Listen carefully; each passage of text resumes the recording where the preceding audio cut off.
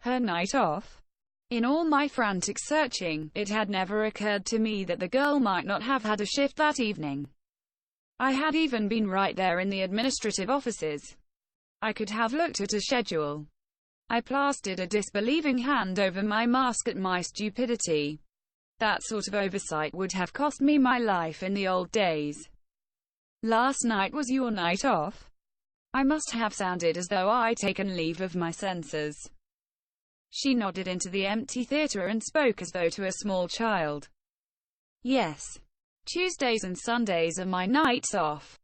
That's why you weren't here last night. You weren't just too frightened to show up.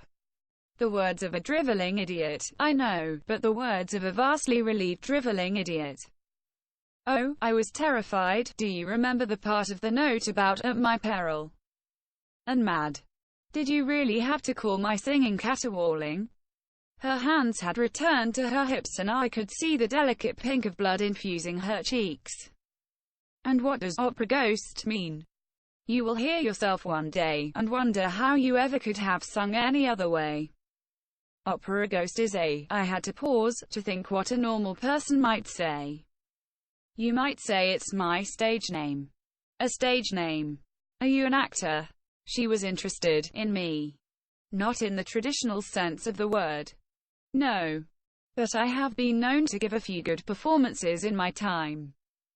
As with most of my jokes, I was the only one smiling. Well, just so you know, saying that a person sings like a male cat in heat does not make her invitation to voice lessons. Neither do threats.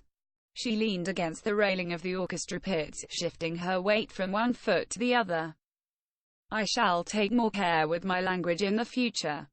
It was the most diplomatic I knew how to be. The only politic alternative was to bid her a good morning and sneak softly away. And I did not want that. Oh no, not at all.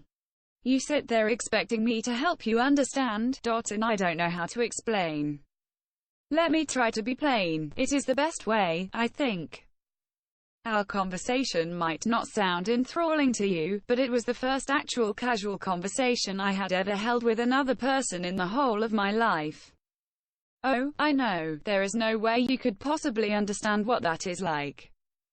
But it was like the first glint of sunrise on a frosted window pane. She spoke to me like a person, not a monster, and it was sweet, so sweet. I don't caterwaul, she said, sternly. I may not be a professional singer, but I don't caterwaul. No, I agreed, for no better reason than to keep her there, to keep her talking. No, you don't. But you must admit that there is much yet for you to learn. Look, I really have to be going. No. It almost escaped my lips. Instead, I calmed myself and tried to hear what she was saying beyond goodbye. Single quote. But before I leave, can I ask for a humongous favor? And promise you won't be offended. This was intriguing. What offensive thing could she possibly ask on the first lesson? She hadn't seen me. She didn't know about my peculiar situation. Ask, but I can make no promises. I want to hear you sing. Just so I know you can.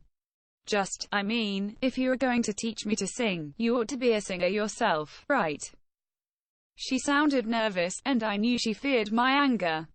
All at once I was heartened and saddened. It was an epiphany. I truly did not want her to fear me. Of course. Shall I sing, Under the Greenwood Tree, for you? Take note of the differences, please. It was not an entirely kindly choice. I was somewhat offended that she dared ask for proof of my skill. But kind or unkind, that was my choice. I opened my mouth and began to sing. She stood there without moving. I did not see her eyes blink or her chest rise with breath the entire span of the song. Fortunately, it is a relatively short piece. When I had done singing, there was the glistening evidence of tears on her cheeks. She suddenly forced air into her lungs in a great shuddering gasp. Oh, she whispered. And again, oh. I do not wish to sound conceited, so I will preface this by saying that my voice is my only beauty. But it is as angelic as the rest of my pathetic carcass is grotesque. It is as though, in a weak attempt at apology, nature packed all the beauty normally allotted a person into my vocal cords. Had she not asked, I would not have sung for her this night. I would have considered such a move a cheap shot. But she did ask, and I was grateful for the opportunity. I trust I will see you tomorrow night. I am sure you are disappointed that you did not get to sing during your lesson tonight, but you must trust me. Her expression had not altered. My voice was still at work within her, like a flower that blooms ever more brightly in the memory. Once you have established the basics. But there was no point in continuing. She would hear nothing more from me tonight. I decided that discretion was the better part of valor and left while she still stood, transfixed by the power of music. Not that I was unmoved by the experience, far from it. I could not know it then, but she had awakened something within me, something soft and distinctly human. Though I had always been alone, I never understood that I was lonely. Having only cruelty and hatred to compare, loneliness to puts the emotion in an entirely different light. But now I was far from cruelty and that loneliness had been lifted, if only for a few hours. I did not know that the sunrise of my life loomed just ahead. I only marveled at how reluctant I was to leave her and at how much I already anticipated our next meeting. This night, a face, as well as a voice, accompanied my dreams.